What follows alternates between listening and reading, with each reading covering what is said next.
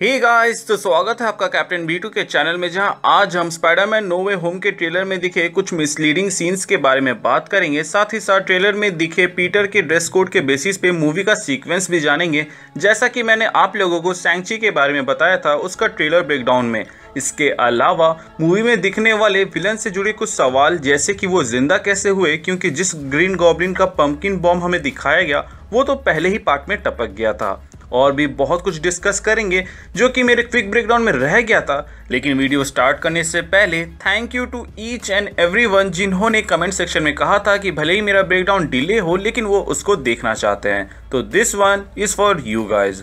So guys, सबसे पहले तो पीटर के ड्रेस कोड की ओर नजर डाले, जिसमें वो 4 सिविलियन ड्रेस में नजर आया है। जिसमें से पहला तो वो था जिसमें वो चेक कोट और अंदर में व्हाइट टी शर्ट पहना हुआ था, जिसको मेजोरिटी टाइम ट्रेलर में पहना हुआ दिखाया गया है। दूसरा ये ब्लैक टी शर्ट जिसको पहनकर वो यहाँ पे सोफा में बैठा हुआ था एंड कस्टडी के अंदर में था।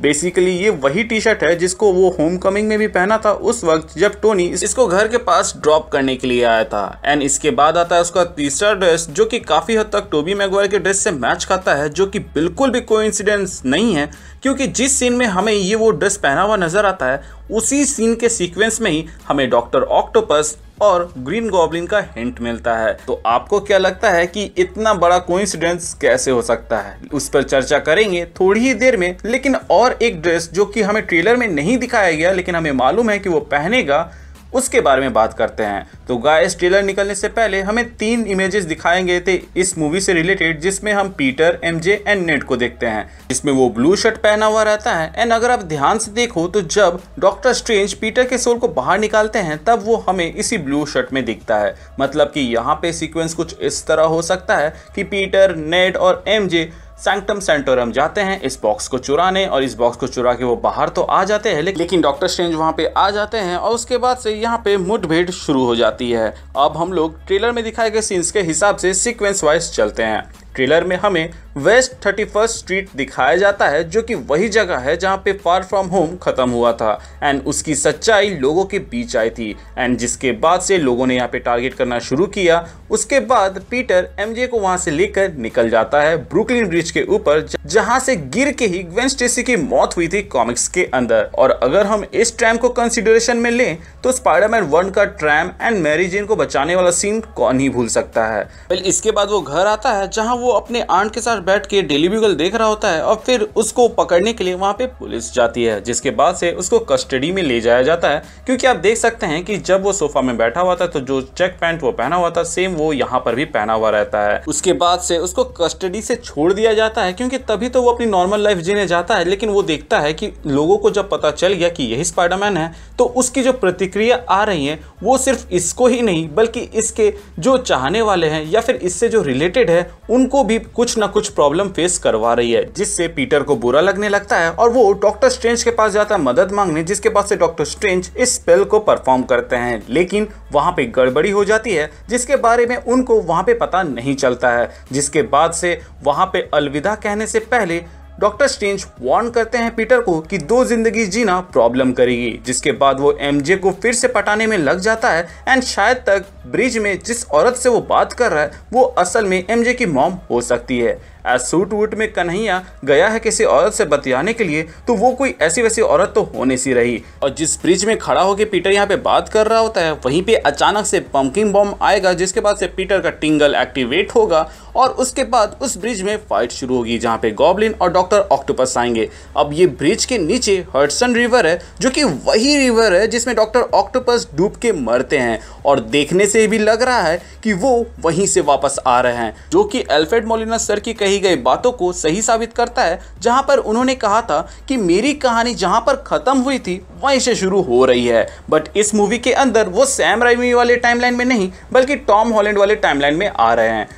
कुछ लोग सोच रहे होंगे कि वो तो हीरो की मौत मरे थे एंड पीटर के साथ सारे गिले शिकवे खत्म हो गए थे, तो फिर डॉक्टर ऑक्टोपस के हेलो पीटर में बदले की भाव क्यों टपक रही है? तो बॉस, आपने ट्रेलर में ध्यान दिया होगा कि डॉक्टर ऑक्टोपस मैकेनिकल आर्म में रेड लाइट जल रहा था, जिसका अर्थ ये हुआ कि ये डॉक्टर ऑक्टोपस वो नहीं जिसको मनाने में टोबी मैगवायर वाला पीटर कामयाब हुआ था, बल्कि ये डॉक्टर ऑक्टोपस असल में मैकेनिकल आर्म द्वारा इन्फ्लुएंस्ड या उनके कंट्रोल में है, जैसे कि स्पाइडरमैन 2 मूवी के अंदर हुआ था। उसी तरह ग्रीन गॉब्लिन का भी केस होगा। लेकिन यहाँ पर सोचने वाली बात यह है कि टोबी मैगवायर के दो स्पाइडरमैन के विलन्स हमें एक ही ब्रिज में दिखते हैं, एंड जब वो आते हैं तो हेलो पीटर बोलते हैं डायरेक्ट टॉम वाले से, जो कि आयरन स्पाइडर सूट पहना हुआ रहता है। वेल, देखा जाए तो ये इम्पॉसिबल तो नहीं है, क्योंकि डॉक्टर ऑक्टोपस एक जीनियस साइंटिस्ट है, तो उनको मल्टीवर्स का थोड़ा बहुत तो नॉलेज होगा ही, जैसे पीटर को था, जिसके बारे में हमें फार फ्रॉम होम में पता चला। अगर उनके यूनिवर्स में पीटर पार्कर स्पाइडरमैन है तो पॉसिबिलिटी है कि इस यूनिवर्स में ही पीटर ही स्पाइडी हो, इसीलिए डॉक्टर ऑक्टोपस ने हेलो पीटर कहा, जो कि हमारे टॉम हॉलैंड वाले स्पाइडरमैन को शॉक करता है, क्योंकि अभी अभी तो डॉक्टर साहब से पूरी दुनिया के दिमाग से ये निकलवाया था कि पीटर ही स्पाइडरमैन है, और ये बंदा सामने से आके कहता है कि हेलो पीटर। जिसके बाद वो अपने आयरन स्पाइडर सूट की मदद से उन लोगों को निपटाएगा, एंड तभी डॉक्टर स्ट्रेंज वहां आकर उनको कैद कर लेंगे इस डिवाइस के अंदर। जिसके बाद पीटर डॉक्टर स्ट्रेंज के पीछे पीछे जाएगा और उसी तय खाने में पहुंच जाएगा, जहां पर पीछे से लिजार्ड उसके ऊपर हमला करने की कोशिश करता है, लेकिन उसको मैजिकल वॉल रोक देती है। मैं ये इस बेसिस पे बोल रहा हूं क्योंकि ब्रिज में जो टोबी जैसे ड्रेस पहने हुए पीटर दिखाया जाता है, वही ड्रेस में वो इस सीन में भी दिखाया जाता है। जिसके बाद डॉक्टर स्ट्रेंज समझाएंगे कि मल्टीवर्स एक ऐसी चीज है जिसके बारे में हमें बहुत कम ही पता है, और हम लोगों ने स्पेस टाइम कंटिन्यूअम को ब्रेक कर दिया है, जिसके वजह से कुछ इधर उधर हो रहा है, जो कि आप लोगों ने ट्रेलर में सुना ही। इसके आगे की कहानी गेस करना बहुत ही मुश्किल है, क्योंकि उसके कुछ भी ग्लिम्स हमें नहीं मिले हैं तो डॉक्टर स्ट्रेंज वर्सेस स्पाइडरमैन के sequence and 3 official Spiderman no way home के स्टिल इमेजेस, जिसमें Peter, Ned and MJ Sanctum Sanctorum के अंदर है। मे बी ये लोग वहां पे उस क्यूब को चुराने के लिए गए होंगे, जिसको चुरा कर वो भाग ही रहे थे, लेकिन तभी वहां पे डॉक्टर स्ट्रेंज आ जाते हैं और स्पाइडरमैन के सोल को बाहर निकाल देते हैं। मैं ये इस बेसिस पे बोल रहा हूं कि अगर आप इस सोल वाले सीन में देखेंगे तो वो ब्लू शर्ट में दिखता है, जो कि वही शर्ट रहता है जो कि हमें स्पाइडरमैन नो वे होम के स्टिल इमेजेस में दिखाए गए हैं। तो हो सकता है कि ये सीन कुछ इसी तरह प्ले आउट हो, और इसके आगे के सीन्स जहां पे हमें डॉक्टर स्ट्रेंज वर्सेस स्पाइडरमैन दिख रहा है, असल में ये वो सीक्वेंस हो जहां पे डॉक्टर स्ट्रेंज पीटर को ये समझा रहे हैं कि मल्टीवर्स कितना खतरनाक है, ठीक वैसे ही जैसे एंशिएंट वन ने डॉक्टर स्ट्रेंज को समझाया था जब वो अनंत ज्ञान की ओर बढ़ रहे थे। वो उनको मिरर डायमेंशन में ले जाती है और वहां पे कुछ ट्रिक्स दिखाती है, जिसको देख के ही डॉक्टर स्ट्रेंज की फट जाती है। तो इसी तरह यहां पर भी डॉक्टर स्ट्रेंज स्पाइडरमैन की फाड़ना चाहते हैं, ताकि वो कभी भी इस तरह के मल्टीवर्स वाली चीजों में छेड़खानी ना करे, जैसे कि वो पहले किया था। इसीलिए वो उसको मिरर डायमेंशन में ले गए, जहां पे वो उसको अलग अलग चीजें दिखा रहे हैं, जिसको देख के स्पाइडरमैन की तो सही में सूखने वाली है। आप ही सोचिए कि डॉक्टर स्ट्रेंज वर्सेस स्पाइडरमैन होगा, और उसमें भी डॉक्टर स्ट्रेंज स्पाइडरमैन को मिरर डायमेंशन में ले गए और वहां पर सिर्फ छोड़ दिए, तो यहीं पे तो कहानी खत्म हो जाएगी। तो डॉक्टर स्ट्रेंज वर्सेस स्पाइडरमैन तो हमें नहीं लगता मूवी में देखने को मिलेगा, लेकिन हाँ, डॉक्टर स्ट्रेंज थ्रेटनिंग स्पाइडरमैन जरूर देखने को मिल सकता है। वेल, अभी तक का जिस तरह का प्लॉट हमें देखने को मिल रहा है, मेरे ख्याल से टॉम हॉलैंड वाला स्पाइडी पहले एक एक या दो के पेयर में सारे विलन से भिड़ेगा और उनको कैद कर दिया जाएगा, जिसके बाद से डॉक्टर स्ट्रेंज उनको वापस उनके टाइमलाइन में भेजने वाले होंगे, लेकिन तभी नॉर्मल ऑसबॉर्न पीटर को मैनिपुलेट करेगा, जिसके बाद डॉक्टर स्ट्रेंज एंड स्पाइडी के बीच में मतभेद होगा, जिसके रिजल्ट में सब आजाद हो जाएंगे। एंड थर्ड एक्ट में जब अपना स्पाइडी उनसे डील करेगा, तब बाकी के 2 स्पाइडरमैन आएंगे, जिनको डॉक्टर स्ट्रेंज वहां पर लाएगा। But doctor strange and fight का हिस्सा नहीं बनेंगे, वरना उनको भी थोड़ा सा लाइमलाइट मिल जाएगा। तो मे बी उनको तंत्र मंत्र करने में बिजी रख दिया जाएगा, ताकि इस बार जब सिनिस्टर 6 को कैद किया जाए तो वो उनको डायरेक्ट उनके टाइमलाइन में ही भेज दे। वेल, ये ब्रिज वाले सीक्वेंस में शायद तक ऐसा हो सकता है कि आयरन स्पाइडर सूट में भी हमारा पीटर उनको हैंडल ना कर पाए, एंड तभी वहां पे टोबी मैगवायर वाला स्पाइडरमैन आकर मदद करे, एंड उसे देखकर डॉक्टर ऑक्टोपस हेलो पीटर बोले।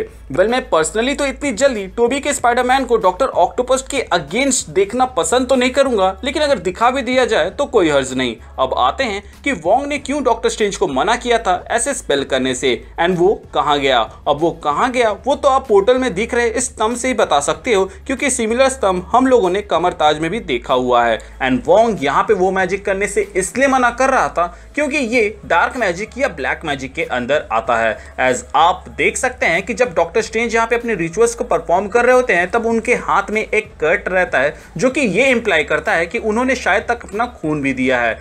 एंड जब वो इस स्पेल को परफॉर्म कर रहे होते हैं, तब हमें डार्क डायमेंशन जैसे डायमेंशंस भी देखने को मिलते हैं, जिससे हमें ये अंदाजा हो जाता है कि शायद तक ये स्पेल उन्होंने बुक बुक ऑफ कैग्लियरेस्तो से ही लिया होगा, क्योंकि उसी में डार्क होल्ड के कुछ पेजेस हैं जो कि mainly dark magic and dark dimension से डील करते हैं। इससे पहले भी जब डॉक्टर स्ट्रेंज इस बुक के स्पेल को परफॉर्म कर रहे थे तो मॉर्डो एंड वोंग ने उनको रोकने की कोशिश की थी, प्लस उनको गरियाया भी था। अब बात करें कि ग्रीन गॉब्लिन या डॉक्टर ऑक्टोपस या इलेक्ट्रो कैसे जिंदा हुए, तो यहाँ पे एक पॉसिबिलिटी ये भी हो सकती है कि ये लोग किसी ऐसे टाइमलाइन से बिलोंग करते हैं जहाँ पर ये लोग नहीं मरे, लेकिन अगर ये लोग उस टाइमलाइन में जाएंगे तो सीक्वेंस वैसे ही प्ले आउट होंगी और ये लोग मर जाएंगे, इसीलिए ये लोग अपने टाइमलाइन में नहीं जाना चाहते हैं। जिससे ये भी एक्सप्लेन हो जाएगा कि क्यों ग्रीन गॉब्लिन का जो पंपकिन बॉम्ब है वो इतना एडवांस लग रहा है लेकिन डिज़ाइन पुराना वाला ही लग रहा है। इलेक्ट्रो की लाइटनिंग भी ब्लू से येलो हो गई, जिससे हमें ये समझ में आता है कि हो सकता है कि ये लोग अपने ही कैरेक्टर के वेरिएंट्स हो। एंड क्योंकि टोबी एंड एंड्रयू का स्पाइडरमैन इन विलन्स को डील कर चुका है एंड सक्सेसफुली उन्हें हरा चुका है, इसीलिए उनको यहाँ लाया जाएगा, जिनको आप पीटर पार्कर का वेरिएंट समझ सकते हैं। ठीक वैसे ही जैसे हम लोगों ने लोकी के अंदर कई सारे वेरिएंट देखे थे, जिनमें से कोई तो एक जैसे दिखते थे और कोई तो बिल्कुल ही अलग रहते थे। ये वाला सीन जहां पर कुछ लोग एक घर पर हमला कर रहे हैं वो मे बी स्कॉर्पियन के गुंडे हो सकते हैं, जो कि आंट में या स्पाइडी को ठिकाने लगाने के लिए गए हैं। एज होमकमिंग के एंड में ही हमने देखा था कि स्कॉर्पियन स्पाइडरमैन की आइडेंटिटी जानने में बहुत ही इंटरेस्टेड था ताकि वो उससे बदला ले सके। एंड अब जब पूरी दुनिया को ये मालूम है कि स्पाइडरमैन कौन है, तो ये तो लाजमी है कि उसके घर में अटैक्स होंगे ही उसके दुश्मन द्वारा। मे बी ये चीज ही पीटर को डॉक्टर स्ट्रेंज से मदद मांगने पर मजबूर करती है। हैप्पी उनको वहां पे बचाने के लिए आता है, जैसा कि हम लोगों ने ट्रेलर के अंदर देखा है। प्लस कोई ये ना सोचिए कि ये लोग पुलिस वाले ही हैं जो कि जोर जबरदस्ती पीटर को पकड़ने के लिए गए हैं, तो ऐसा नहीं है दोस्तों। क्योंकि आप देख सकते हैं कि पीटर जिस चेक शॉर्ट्स को पहनकर यहाँ सोफे में बैठा रहता है उसी को पहनकर वो इस कस्टडी में भी मौजूद रहता है। प्लस वो हटरी को वहां पे बंधे रहने देता है, जिसका मतलब ये हुआ कि उसने सरेंडर किया। सो अगर स्पाइडी सरेंडर करता ही तो पुलिस वाले यहाँ पर अटैक ही क्यों करते। और ये सीन देखने से ही लग रहा है कि अटैक हो रहा है। यहाँ टैक्सी के ऊपर आप जो नंबर देखते हैं ये एक नॉड है स्टैन ली के बर्थडे को लेकर, जो कि मेरा फेवरेट ईस्टर एग था। वेल अभी भी बात करने के लिए बहुत कुछ है जिसको मैं अपने आने वाले वीडियोस में कवर करूंगा, क्योंकि ये वीडियो ऑलरेडी बहुत ही लंबा हो चुका है। तो कैसा लगा मेरा आज का ये वीडियो आप मुझे कमेंट सेक्शन के जरिए बता सकते हैं, और अगर आप चैनल पर नए हैं तो चैनल को सब्सक्राइब कर सकते हैं ताकि आप ऐसे वीडियोस मिस ना करें। इसके अलावा हमारे चैनल का एक छोटा सा मोटो है जो कि है लोगों की मदद करें, अपना ख्याल रखें एंड कीप मूविंग फॉरवर्ड का रट लगाकर आगे बढ़ते रहें। Thank you for watching this video, stay tuned.